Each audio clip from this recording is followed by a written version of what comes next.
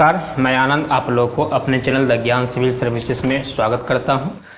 हम लोग बीपीएससी 60 से 53, 55 के क्वेश्चंस को पढ़ रहे थे। मैंने इसके ऑलरेडी 3 क्वेश्चन को पढ़ चुका हूं।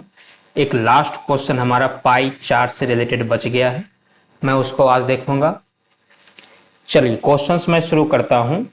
देखिए, कह रहा है उपरोक्त पाई चार्ट का अध्ययन कीजिए जिसमें डनलप की वृद्धि, डनलप होना चाहिए, डनलप की बिक्री वर्ष 2019 से 2000 में दी गई है तथा उन प्रश्नों का उत्तर दीजिए जो इसके नीचे दिए गए हैं। तो यहाँ पे देखिए, sales by location of company in million pound, EEC 420, Australia 210, North America 160, Africa 140, Britain 615 और अदर्स है 15। Sales by the location of company in million, sports में 95, इंडस्ट्रियल में 235, कंज्यूमर में $200 और प्लांटेशन में 60, टायर्स में 890 और इंजीनियरिंग में 100। ये तरह का डाटा दिया गया है। अब इसी डाटा का अध्ययन करके हमको क्वेश्चंस का उत्तर देना है। और सबसे पहला क्वेश्चन है कि यदि अगले वर्ष स्पोर्ट्स के सामानों की बिक्री 2 गुना होने की संभावना हो तथा यह मान ले कि कुल बिक्री में कोई परिवर्तन नहीं होगा, तो स्पोर्ट्स के सामानों का हिस्सा कुल बिक्री का कितना प्रतिशत होगा। देखिए, कह रहा है अगले वर्ष स्पोर्ट्स की बिक्री जो होगा ये 2 गुना हो जाएगा। अगर आप ध्यान से चित्र में देखिएगा तो चित्र में स्पोर्ट्स के सामानों की बिक्री, तो मैं यहाँ पे लिखता हूं स्पोर्ट्स सामानों की बिक्री।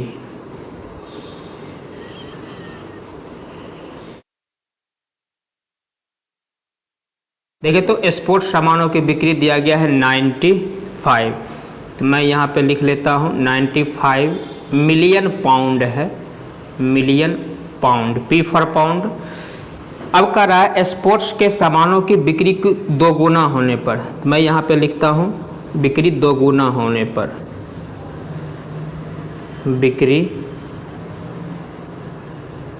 2 गुना होने पर।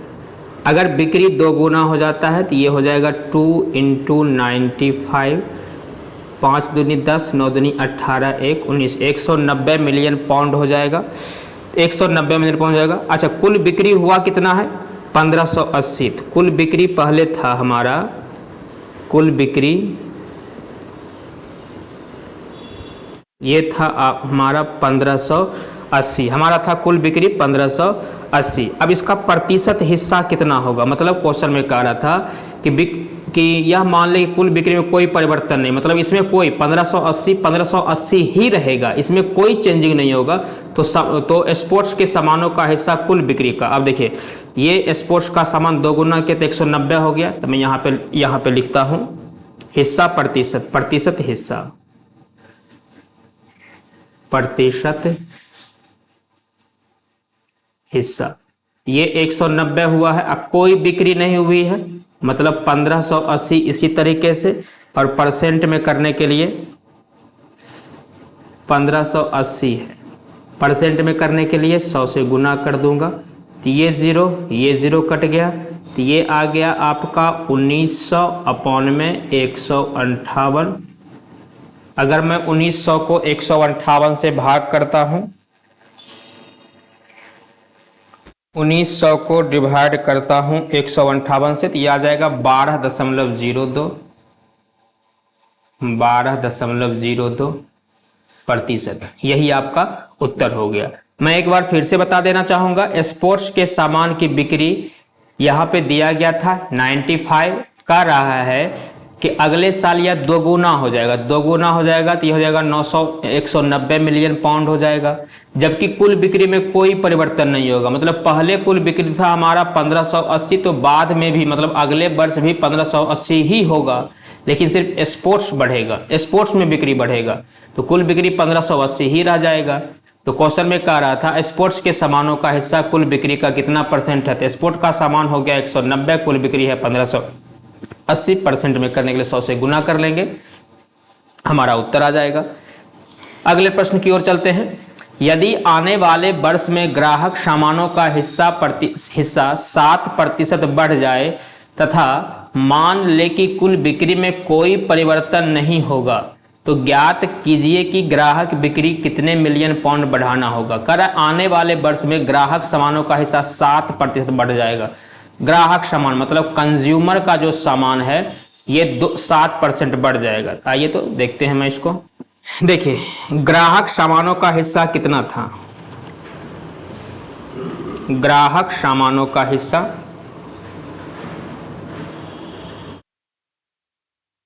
ग्राहक सामानों का हिस्सा, तो यहां से देखिए तो ग्राहक सामान इंग्लिश में दिया गया है कंज्यूमर, जो दिया गया है आपका 200, तो ग्राहक सामानों का हिस्सा हो गया आपका 200। फिर क्या कर रहा है 7% ये बढ़ने की संभावना है, तो जब ये 7% बढ़ जाएगा तो 7% बढ़ने के बाद 7% बढ़ने के बाद हिस्सा, तो पहले ये 200 था प्लस में 200 का 7% बढ़ जाएगा तो ये हो जाएगा आपका 200 प्लस 200 गुना 7 बट्टा में 100, ये 2 0 से 2 0 कट जाएगा, 7 दूना 14, ये हो जाएगा आपका 214। मतलब पहले 200 था अब हो जाएगा ये 214 मिलियन पाउंड। ये है million, M for million, P for pound में लिख देता हूं। तो कह रहा है ज्ञात कीजिए कि ग्राहक बिक्री कितने मिलियन पाउंड बढ़ाना पड़ेगा। अच्छा, कोई बिक्री में कोई परिवर्तन, मतलब बिक्री जो पहले था 1580 वो 1580 ही रहेगा, 1580 ही रहेगा, तो कितना बढ़ाना पड़ेगा। तो ग्राहक को कहने का मतलब क्या हो गया, ग्राहक को पहले 200 यूज करता था, पहले 200 यूज करता था, अब देखिए कितना यूज कर रहा है, 14 ज्यादा यूज करेगा। हम यहां पे लिख देंगे ग्राहक को 14 मिलियन पाउंड की वृद्धि करनी होगी। आसान क्वेश्चन था ये। 200 था 7% बढ़ा दिया, तो 7 पर 200 का 7% जो निकलेगा वही आपका उत्तर हो जाएगा। तो 200 का 7% हमारा 14 हो जाता है, तो 14 मिलियन पाउंड जो है बढ़ जाएगा, तो यही आपका उत्तर हो गया। चलिए अगला क्वेश्चन मैं लेता हूं। कह रहा है यदि 20% टायर की बिक्री ईईसी देश में थी, तो अन्य सामान की बिक्री का मूल्य ईईसी देशों में कितना मिलियन पाउंड था। देखिए कह रहा है 20% टायर की बिक्री जो था वो ईई देशों में था, तो ईई देशों में पहले बिक्री निकाल लेते हैं। ईईसी देश में बिक्री,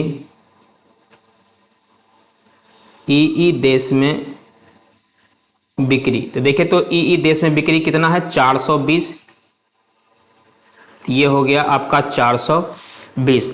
अब टायर का कुल टायर यहां पे कह रहा है 20% टायर की बिक्री, तो कुल टायर,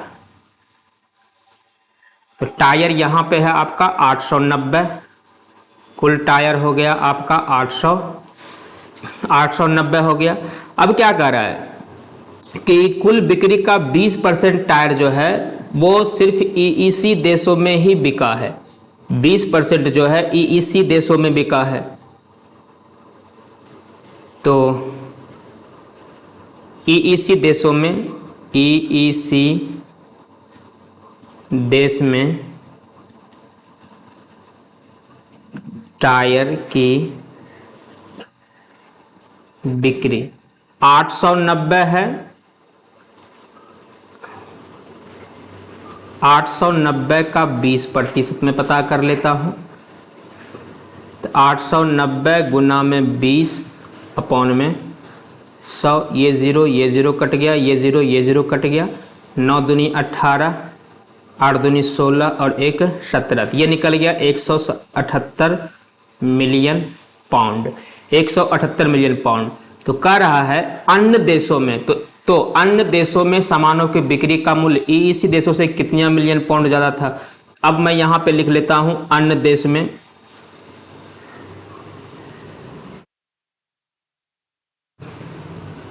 अन्य देश में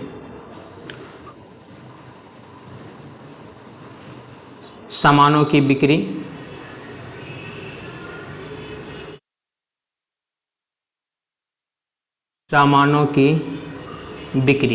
देखिए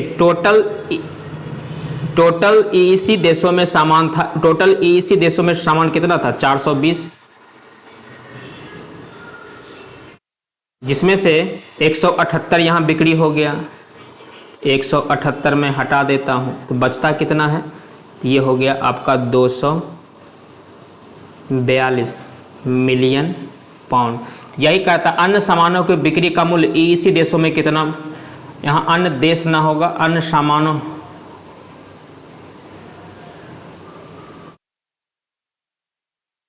सामान नहीं होगा, यहाँ पर ईईसी देशों में, ईईसी देश में अन्य सामान। मैं एक बार फिर से आपको बता देना चाहता हूं, एक बार फिर से आप इसको जान लीजिए। क्वेश्चन में कह रहा था कि 20% टायर की बिक्री जो है ईईसी देश में की जाती है। तो पहले मैं ये पता कर लिया ईईसी देश में बिक्री था कितना, ईईसी देश में बिक्री था 420, मैंने 420 लिख लिया। कुल टायर बिक रहा था 890, ये 890 हो गया।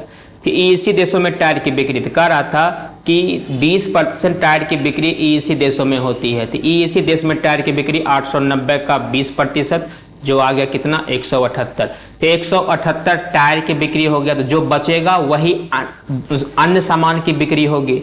तो टोटल सामान बिक्री हो रहा था 420 का, जिसमें से 178 आपका टायर वाला था, तो बच गया आपका 242 ही अन्य सामान की बिक्री होगा।